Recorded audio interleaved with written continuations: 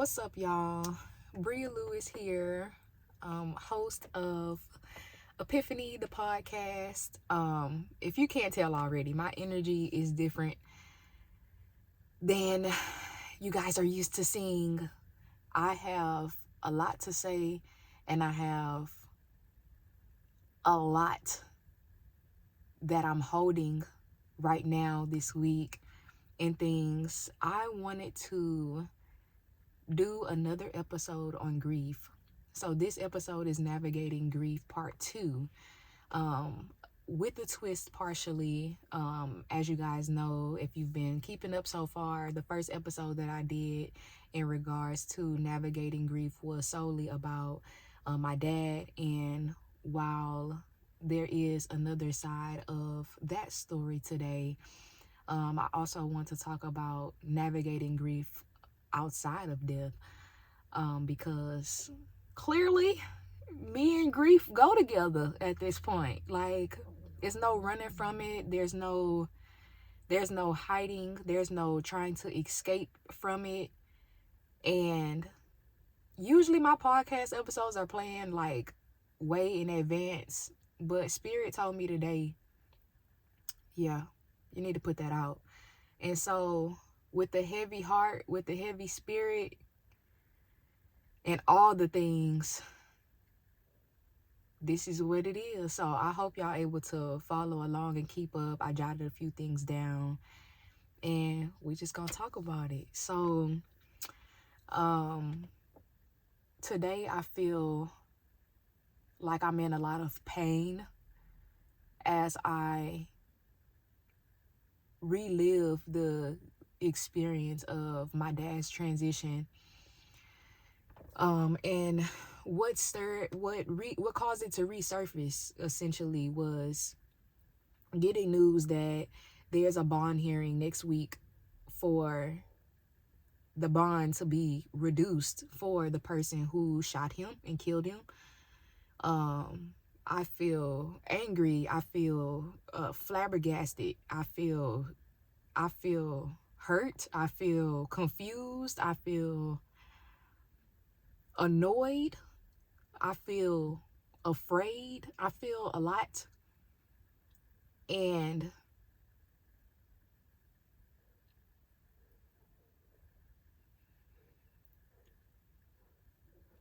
part of me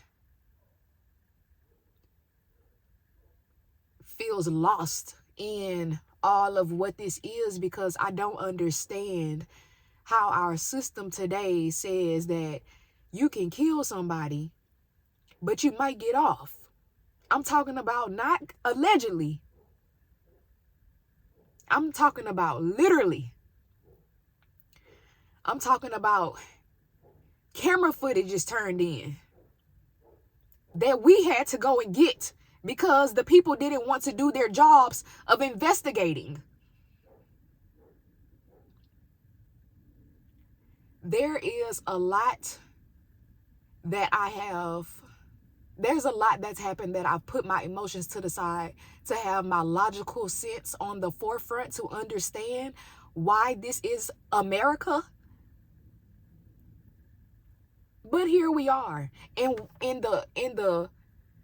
the most insane part is you never think it's going to be you.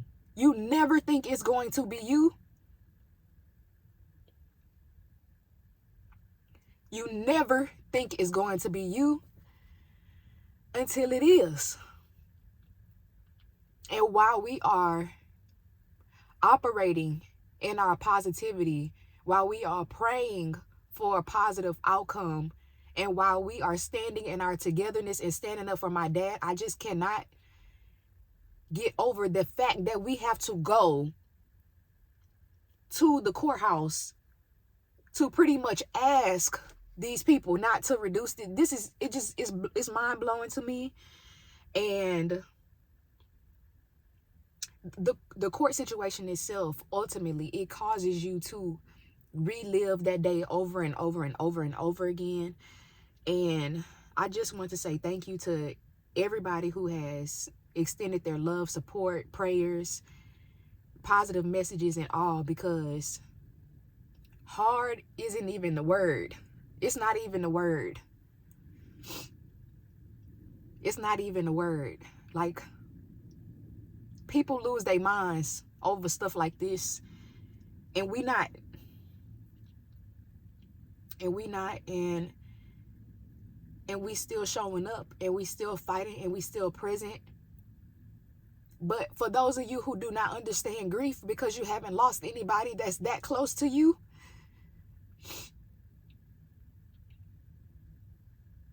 when someone that you know of, they lose somebody and you don't know what to say, because sometimes there is nothing to say except for I'm praying for you.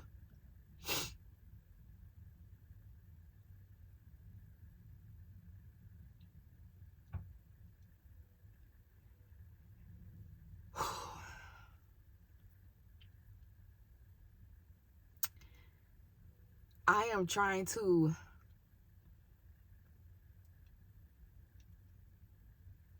help other people understand that may not. Because you really can't understand unless you go through it. But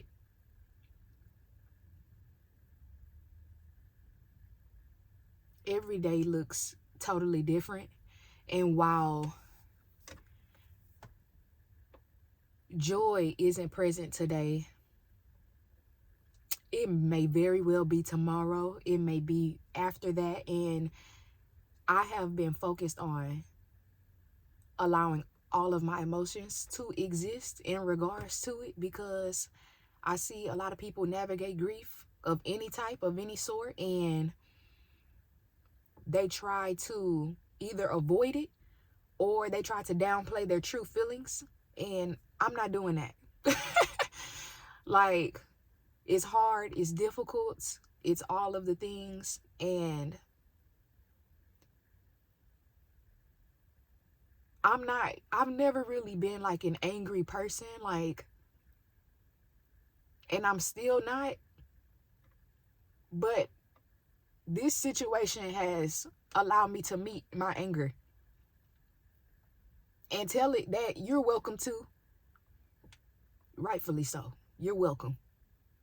Come and have a seat. Right next to joy, right next to fear, right next to happy. Y'all see Inside Out, so y'all know what I'm saying.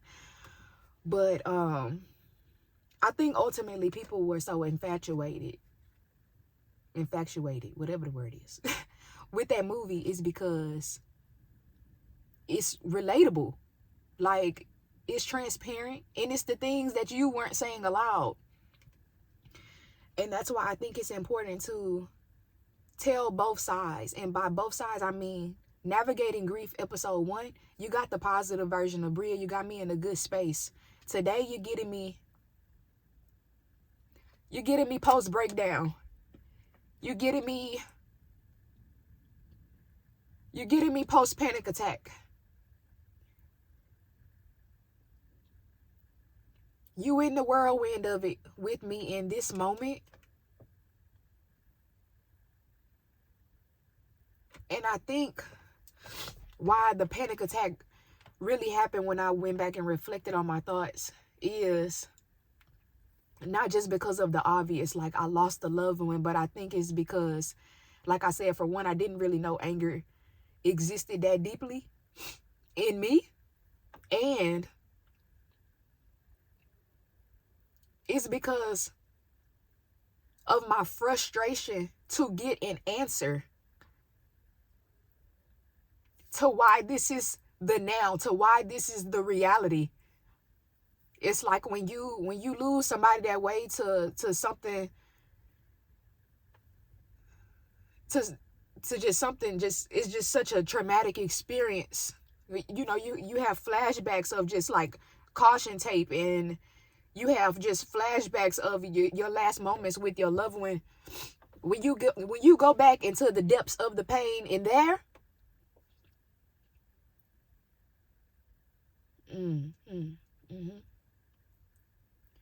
when you go back in that deep end,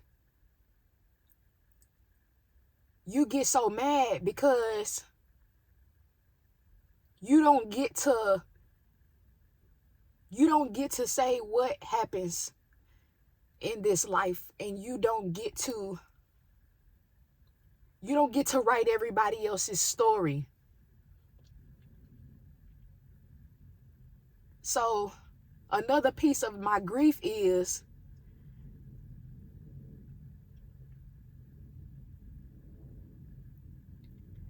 this is not my plan. Wow, this is not my plan. So therefore, I have no choice but to surrender. So because it's not my way, it's God's way. Like, and if tragedy don't bring you back to God, or if grief don't bring you back to God, then baby, what will? What will? And just like I said in episode 1, where I mentioned, like, you don't get to go back and pull out the person that was there, the person in you that was there before you lost this person. You gotta get to know yourself again. You gotta relearn you. And that just shifts your inner world completely. Because you're like, well, damn, do I know myself? And so I'm grieving versions of me that have totally died along with my dad.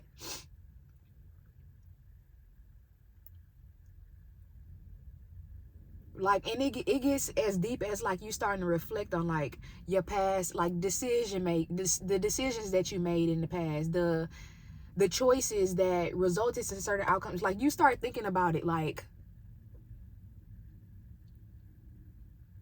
when I just sit with my own, it's like, okay,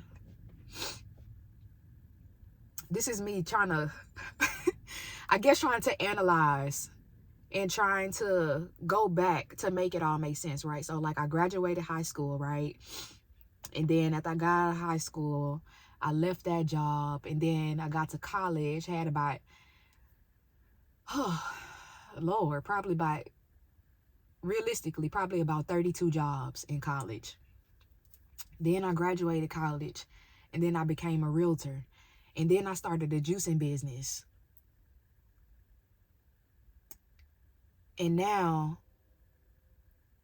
I'm still not back. Like, you go through, you start analyzing all of your decision making, but ultimately you just get to a point where you like, how does this all even come together?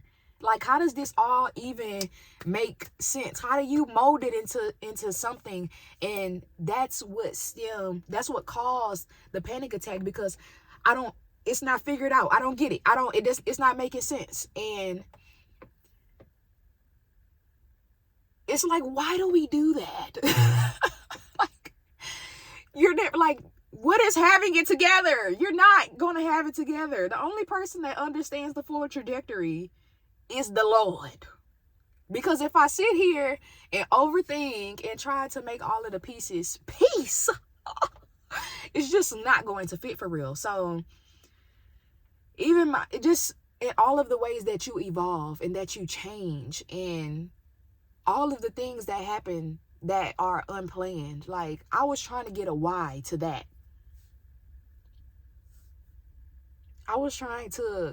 I just was desperate to understand fully the why. I am grieving versions of my friends that no longer exist.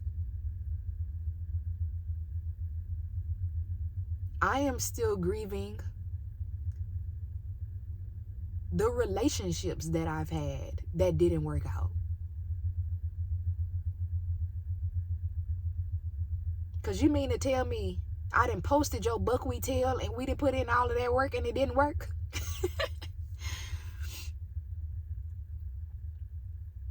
I am grieving that my plan is not my plan.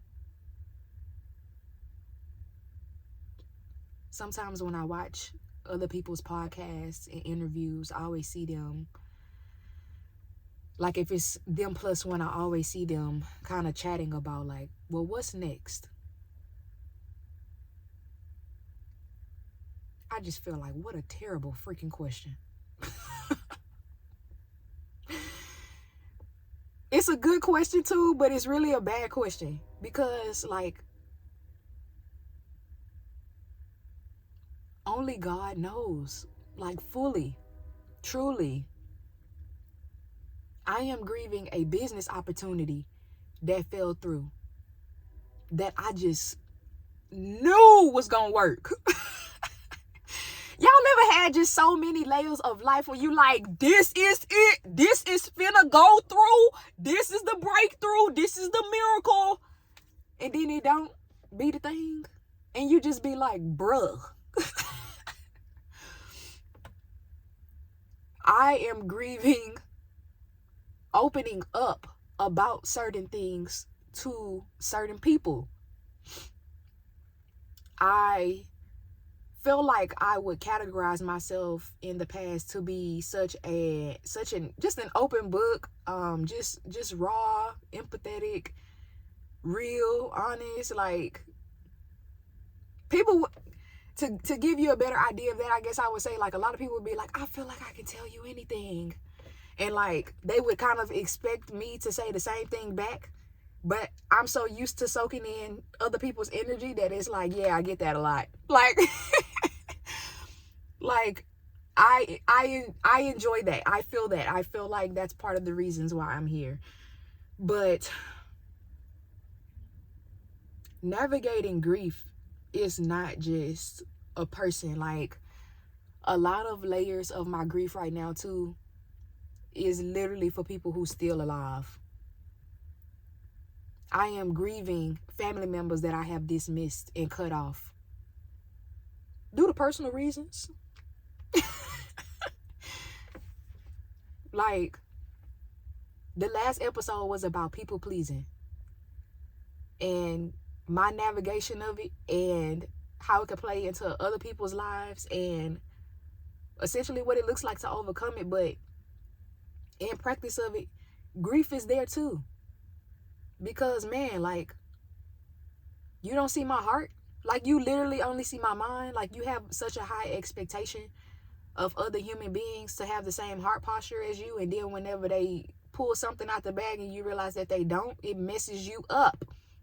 And now you got to go grieve, and you got to console self, and you got to show up for self because they couldn't. And then you got to, y'all, if you have never lost anybody in your life, you know grief isn't easy. So imagine adding that on top of it. Or if you have experienced it, then God bless you, because it's hard out here.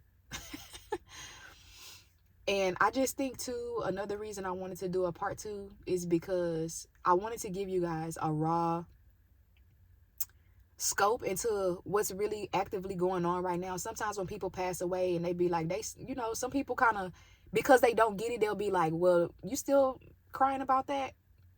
Babe, I'm still actively living in it. The grief probably ain't even started for real. I could just be a little sad right now. Like, when you got to think about it. If somebody passed away in like a car accident, you can't do, or they passed, it's an incident, or I don't know. Basically, if it's something that like isn't detrimental aside from the fact that they're no longer here. They passed away in their sleep. They passed away from an illness that you've known about for years. All of it is hard. All of it is freaking hard. But when somebody get killed, you got to go to court and shit. Like, it's a lot, y'all. Like, it's a ton. And even when people that pass, every way to pass away has its own level of baggage. Let's put it like that, because I don't want to make anybody feel like that my dad's death, or like people who lose someone based off of a killing or a shooting or something of that nature is heavier to carry than somebody who did it, because it's all extremely difficult, because we don't get to pick the day, we don't get to assign the time, and we usually don't get to say goodbye. So that's that. But grief it just exists in so many spaces in my life right now, and it just was not fair to my audience to not do a second version, unfiltered, authentic, in the motions, after putting out the positives, the lessons. Like, both are important, and all of the emotions matter. And that's essentially what I want you all, if I may offer to you, that's what I want you all to take in your season, even if it's not a season of grief for you. You are allowed to feel all of the turbulence in your life. All of it. Like the big stuff, the small stuff, the stuff that you think don't matter. You're allowed to feel all of that turbulence. You're allowed to feel annoyed that you may be still financially struggling. You're allowed to feel annoyed that the people that you love don't listen to you. They don't hear you. They don't feel you. You're allowed to feel hurt by people who do not show up for you. You are allowed to feel all of the things. All of it. Don't let nobody tell you otherwise. There's no such thing as you tripping over that. Yeah, it's your emotions. Can't nobody tell you how to feel about a thing. And this is my epiphany for the week. This is my epiphany for the week. Because while I'm feeling and healing, I do want to say that I am happy. All of it exists right now. My epiphany is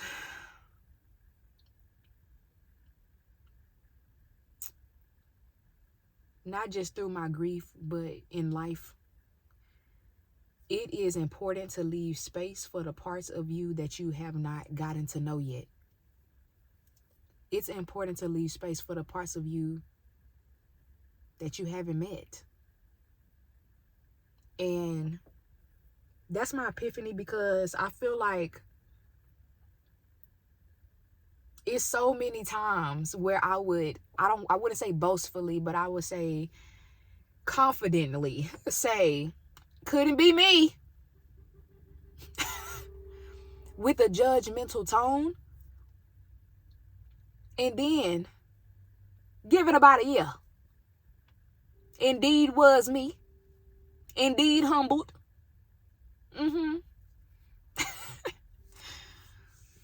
You get humbled in that. Right now I'm plant-based. I said, if y'all don't stop eating all that dead shit and then wondering why you can't shit. I ate something I ain't had no business last week. And I labeled it as this is a coping food, and then had it again today. And while it may very well be a coping food, you don't know the layers of you that haven't shown up just yet. My dad's transition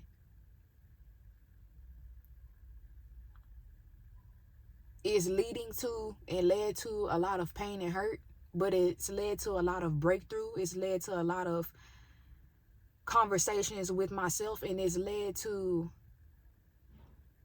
me seeing a strength in me that I didn't even know existed.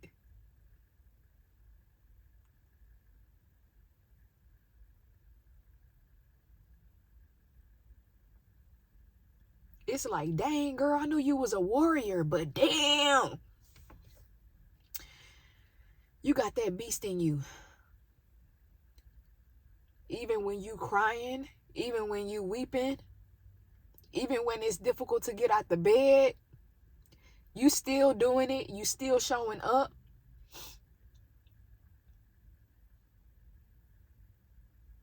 And at the end of the day, that's what satisfies God the most. When we keep going, when we keep fighting, when we keep praying, when we keep connecting, and when we keep showing up, even when we don't feel like it. And so,